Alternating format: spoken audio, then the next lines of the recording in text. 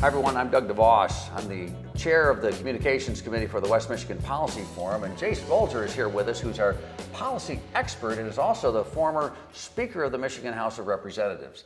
Jase, we've been talking about a variety of topics. We're focused a little bit on education at this point, and connecting the idea of education, the funding of education, to the actual results of education. Let's talk about accountability.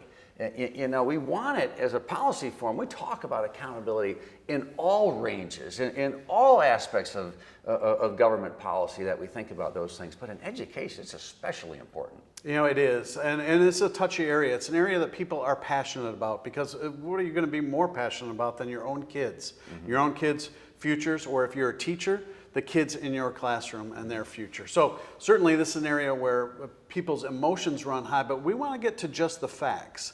And what we think is that people deserve to know what's happening with their kids' education. We've talked about funding, and what we've seen in Michigan is that funding has been on the rise.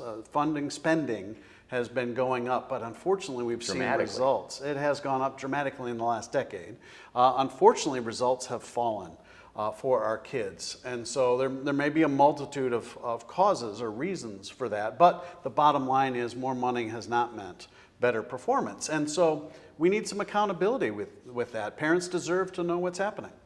You know, you talked about teachers and their care for their students, and you talk about accountability of the system, and we fund the system.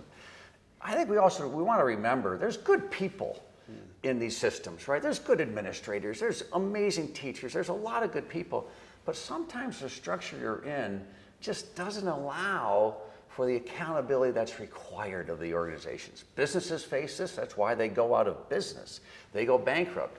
You know, there's people that are good in some of these industries or some of these companies, but the company itself just isn't on the right track, and they go bankrupt. It doesn't ever happen in state government, especially in schools. While we recognize that there's good people, how do we hold those people and that system, and most importantly, our elected officials accountable? There's two areas that the policy forum is engaged in. Unfortunately, they've both been repealed. One was A to F, another was third grade reading. So if we just talk about A to F first.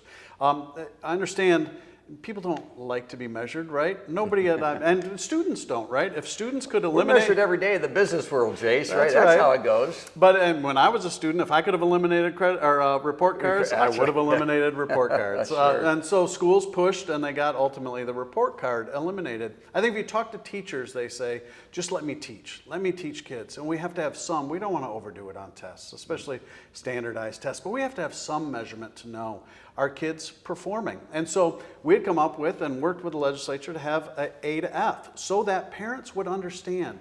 Everybody gets what an A means, what a B means, a C, D, and so on. They understand what that means. So instead of a myriad of numbers, instead of a color-coded system, instead of making parents at home dive through all sorts of things and draw their own conclusion, it was a summary A to F. And unfortunately, how's the school performing? How's the school performing? And are kids excelling, or are they falling behind? And unfortunately, that no longer exists in Michigan, though it does in other states. Again, a lot of our policy recommendations come from successful implementation we've seen in other states. A to F, just holding the school and the school system accountable. The other one that we've seen is reading, right? Third grade reading. Yeah. And we were able to advocate that, and it actually was passed, and it was repealed recently. But third grade reading is such an important element for anyone's foundational future. It's so basic, and the saying is you have to learn to read so that you can read to learn for the rest of your life. And we take third grade as that marker where kids are either on the right track or they're not. And so the third grade reading sought to make sure that kids had the resources available, teachers had the resources available to make sure that a kid was brought up to speed in reading so that they were set for success. Really sad fact is you can too often predict what's needed in corrections or in prisons based on third grade reading scores, because it's such a differentiator whether a kid's going to go on to a successful life or unfortunately have a lot of struggles that can lead to very bad decisions later. But the point of that was we don't want to hold anybody back. We want to make sure that everybody's got the resources to excel. But If they need extra time, even if that means another year, then they ought to have it. And that was a key contentious part that ultimately was repealed. And what we see is in other states, when they have that, that somebody repeats third grade, if they're not ready to learn, if they can't read at the required level, then those kids do so much better because everybody makes sure they don't get held back. Yeah. They make sure they get the help they need and bring that kid up to speed. You know, sometimes these proposals or the policies that we've advocated and in some cases we're able to implement start to get positioned as being negative towards somebody. We're trying to hurt somebody. You're trying to hurt the school system. You're trying to hurt the teacher. You're trying to hurt the student. I remember my example. I had a teacher who gave pop quizzes. And when I would fail that pop quiz, all he wrote on the top was, "Come see me." As these policies are a way to help people achieve, we just don't want to leave them behind. We love all of Michigan. That's right. That's right.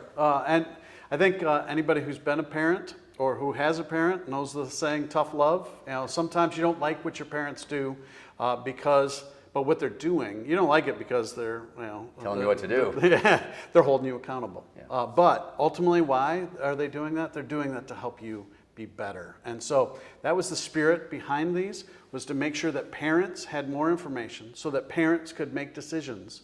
But ultimately, it was so that we could all get better. Yeah, absolutely. Well, we want to all get better for all of Michigan and especially our kids because they're the future of our state.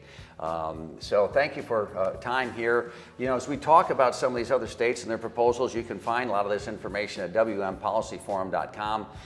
Dive into some of the things that we've been learning along the way. We're not the smartest group in the world, but we're looking for all the good ideas that we can and figuring out how to advocate them to help our state be a better state. So thanks for joining us, and we'll look forward to seeing you soon.